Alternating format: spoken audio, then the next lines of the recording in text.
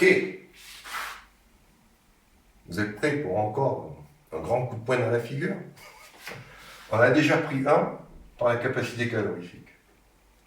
On sait qu'il y a des mouvements qui sont interdits dans la nature. On a pris un deuxième coup de poing dans la figure par le spectre du corps noir, où on a appris qu'on devrait être des bombes nucléaires ambulantes.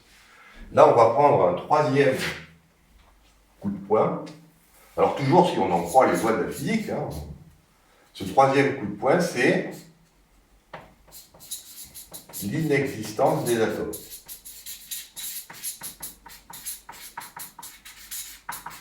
Et c'est évidemment le coup de poing qui va tuer là. Parce que comme je vous l'ai dit, au XIXe siècle, on s'est fatigué à démontrer que toute matière était composée d'atomes. Et il y a un Russe qui s'est amusé à faire ce tableau que j'ai dans mon dos, et avec lequel on a pu faire ce qu'on appelle la révolution industrielle, c'est-à-dire les colorants, les médicaments, toutes les nouvelles molécules qu'on vous met récemment tout sur le marché, tout ça c'est basé sur des lois de la chimie. Et pour fabriquer ces molécules, on utilise donc ces modèles. On dit chaque atome est une boule, et puis ces boules sont liées par des liaisons, et puis on va fabriquer.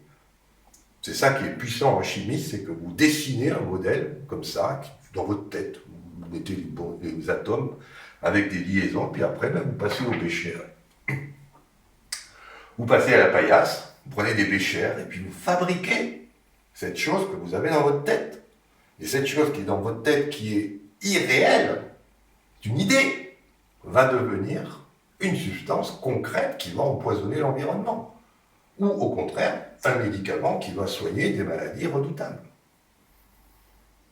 Donc, les atomes, j'y tiens. C'est du dur, c'est dur, on en est sûr. 1913, Jean Perrin, je vous l'ai dit, il calcule le nombre d'Avogadro de 13 façons différentes. Donc, s'il y a quelque chose qu'on ne peut pas remettre en cause au XIXe siècle, c'est bien l'existence des atomes. Enfin, au début du XXe siècle. Et voilà ce qui va se passer, c'est qu'évidemment, les physiciens sont toujours très curieux. Quand ils ont un objet comme ça, comme l'atome, ils vont se poser la question, mais bon, ok, il y a un atome, on le manipule, il fait des liaisons chimiques, il y a le tableau de Mendeleïev qui nous permet de comprendre toute la chimie, c'est parfait, mais qu'est-ce que c'est qu'un atome au fond? Concrètement, matériellement, est-ce que c'est un objet insécable? Ce que veut dire atome, atome c'est atomos en grec, et a c'est privatif, tomos c'est je coupe en morceaux. Donc atomos c'est quelque chose qu'on ne peut pas couper en morceaux. Donc les physiciens ils se sont dit, on va voir, pas un problème, on va prendre un gros marteau, un gros truc, on va taper dessus. Et de fait, quand vous faites ça, vous voyez que l'atome n'est pas insécable. On peut d'abord lui arracher ce qu'on appelle des électrons. On lui arrache des électrons, donc on sait qu'il y a des particules de charge négative qu'on appelle les électrons. Et puis qu'est-ce qui reste quand on a arraché les électrons? Alors le plus simple c'est de prendre l'atome le tout premier, là, celui qui est à gauche, pardon, ici, c'est l'hydrogène. Pourquoi? Parce qu'il a un proton et un électron, donc vous enlevez l'électron, il vous reste le proton, et puis avec ça, vous voyez qu'il vous reste une charge positive. C'est normal parce que la matière doit être électriquement neutre à grande échelle, c'est-à-dire que si vous avez une charge plus au centre de l'atome, quelque part, vous devez trouver une charge moins qui vient annuler cette charge plus. Et voilà, on a donc notre atome qui est là, c'est fait d'un proton qui est entouré d'électrons. Après, vous mettez 2 protons, 3 protons, 4 protons. Comme ça se repousse, on met des neutrons, on ne sait pas très bien pourquoi, mais la physique quantique l'explique, bien sûr, mais en physique classique, il y a des neutrons, pourquoi pas. Bon, ils sont là, et puis ça définit la masse du noyau, et puis avec, on met autant d'électrons qu'il y a de protons autour de l'atome. Ensuite, ce que vont faire les physiciens, c'est simple. Comme toujours, ils ont des modèles, ils croient à la physique classique. Donc la physique classique, je vous l'ai dit, c'est mécanique, thermodynamique, électromagnétisme, équation de Maxwell. Donc là, la thermodynamique, on l'a déjà utilisé pour montrer que il y avait des problèmes. Là, ce qu'on va utiliser, c'est les lois de la mécanique et les lois de l'électricité. Et parmi toutes les lois qu'on connaît, il y en a une qui est vraiment connue, mais alors elle, sans problème, c'est la loi de Coulomb. C'est si je mets 2 charges de signes opposés, j'ai automatiquement une force d'attraction. on dit que la charge positive attire la charge négative. Et cette force,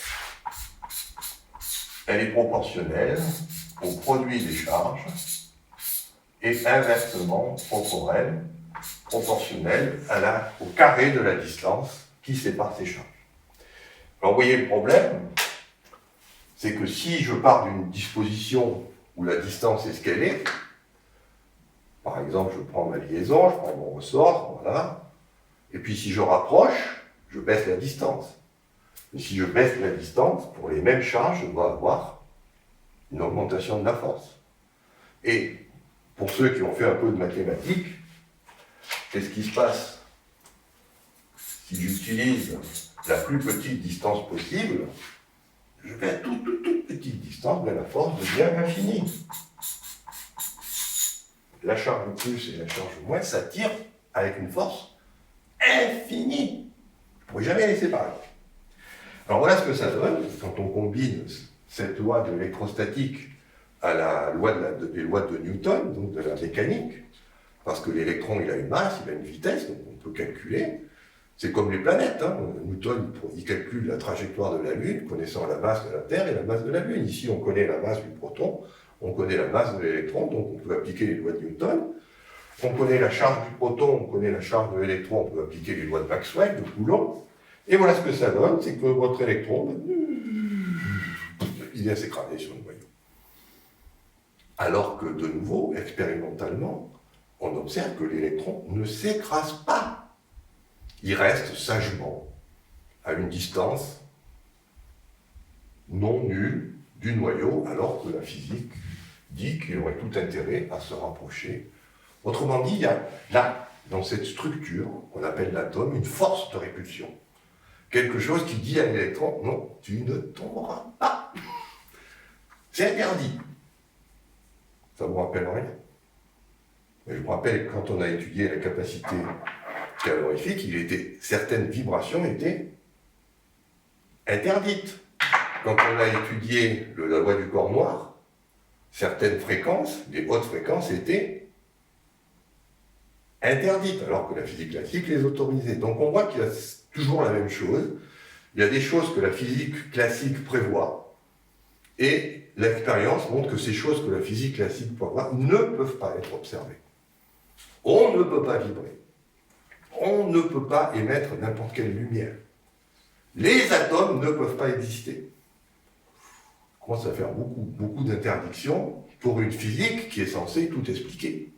Parce qu'au XIXe siècle, comme je vous l'ai dit, on était sûr que la physique allait tout expliquer. Voilà, donc on peut résumer la situation comme ceci, les atomes ne peuvent pas exister. Bon. Alors, l'atome va imploser. S'il n'y a pas d'atome, il n'y a pas de molécule. S'il n'y a pas de molécule, il n'y a pas de cellule. S'il n'y a pas de cellule, il n'y a pas de vie. Et s'il n'y a pas de vie, il n'y a pas de médecin. Les médecins existent, donc il y a un problème avec ça. Et c'est le problème qui va torturer la physique depuis 1900 jusqu'à 1930. C'est-à-dire dans cette période de 30 ans, ça va être ce qu'on appelle la folie. C'est-à-dire que tout ce qu'on croyait vrai au XIXe siècle devient faux, et on ne voit pas du tout comment s'en sortir. Alors si, bien sûr, parce que les physiciens sont toujours des gens très intelligents, ils vont inventer ce qu'on appelle des recettes de cuisine pour retomber sur leurs pattes.